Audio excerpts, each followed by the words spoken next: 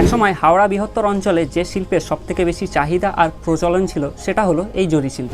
জরি শিল্পের ইতিহাস বেশ সমৃদ্ধ এবং প্রাচীন। জরি শিল্পের উৎপত্তি ধরা হয় প্রাচীন পারস্যে, যার অর্থ সোনার সুতো দিয়ে সূচিকর্ম। 300 বছর আগে এর উৎপত্তি পারস্য হলেও মুঘল সম্রাট আকবরের আমলে ভারতে এর ব্যাপক প্রসার ঘটে। তখন থেকে রাজরাজা, জমিদার এবং সমাজের উচ্চবিত্ত মানুষের মধ্যে ছড়িয়ে পড়ে জরির কাজ করা বস্ত্র পরার রীতি। কিন্তু এখন উচ্চবিত্ত, মধ্যবিত্ত থেকে শুরু করে অনেকের বস্ত্রেই দেখা যায় এই কাজ, সে হোক মহিলাদের শাড়ি, স্যুট, লেহেঙ্গা বা ছেলেদের পাঞ্জাবি। আমার আপনার পোশাকে থাকা অতি সূক্ষ্ম ডিজাইনগুলো তৈরি করতে তাদের লাগে দক্ষ হাতের জাদু আর বেশ অনেকটা সময়। দেখতে যেমন সুন্দর, ঠিক ততটাই দক্ষতার প্রয়োজন হয় এই কাজের জন্য। প্রথমে বিভিন্ন ধরনের কাপড়কে টান করা হয় এই বিশেষ ধরনের পাটাতনে। আর এই যে কাঠের পাটাতনগুলো দেখছেন, এগুলোকে তারা আঞ্চলিক ভাষায় ঢাড্ডা বলে থাকে।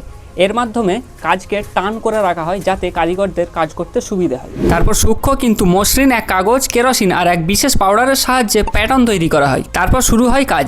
অনেক সময় ভারী নকশার কাজগুলো সম্পূর্ণ করতে তাদের 15 দিন বা 1 মাসেরও বেশি সময় লেগে থাকে। এবং এই কাজের জন্য বিশেষ জায়গা আর ডিজাইনের জন্য ব্যবহার করা হয় অনেক ধরনের রেশম সুতো, নর্মাল সুতো আর অন্যান্য অনেক ধরনের জরির কাঁচামাল। আর বিভিন্ন নকশার কাজের জন্য থাকে আলাদা আলাদা দক্ষ কারিগরও। তবে কম্পিউটারাইজড মেশিনের জন্য বর্তমানে অনেক টানাপোড়েনের মধ্যে এই শিল্প। তবুও বিশেষ কাজের জন্য মেশিন না, মানুষের আসল ভরসাই হলো দক্ষ হাত।